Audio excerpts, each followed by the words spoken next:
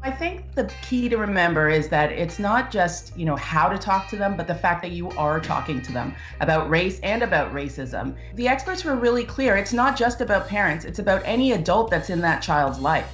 So you can imagine in a lot of cases, teachers sometimes spend more time with children during the day than the average parent gets during the day, during normal, non-COVID times. My responsibility to them is to bring them the truth in its truest form. So my job isn't to make their decisions for them, nor is it to skew the way that they think. I bring them the facts, and then I have a responsibility to help them think through those facts without placing my personal bias on them. The youth want to be heard, but a lot of times they don't have that voice. I think now it's our job as the adults and as the elders to make sure that we come up with a strategy that they can implement. Because the reality is, we can always hit the streets, we can always riot, we can always fight, but if we don't set up structures that will last past for generations, then we'll have a problem, and we'll always have this same rotating cycle of fighting and dying in the streets. I think the conversation for me is first addressing that what they see is not normal.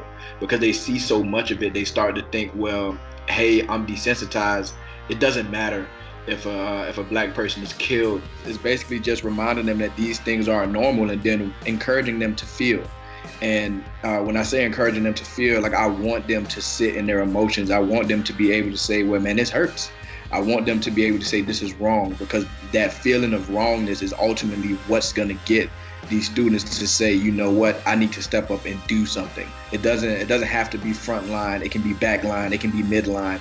You can do so many things that social media isn't essentially helping students understand. I make sure to always sort of leave room, which I would advise for most people, leave room for the emotional in these conversations. And so my boys can express that to me. The media is not showing two sectors of people, the kids who are actively involved in the movement, and they're not showing the older folk who have been involved in other movements who are now occupying space again in this particular movement. And I think those two generational gaps together tell a larger story, the story of this has always been happening. This is not my first time on the front lines. And then it tells another story of this is my first time on the front lines, and how those two things look identical.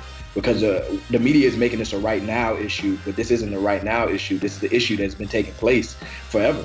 It's about a history of people, and it's a history of prolonged protest. And so being able to put some context around it, I think, will go a long way in helping kids understand it.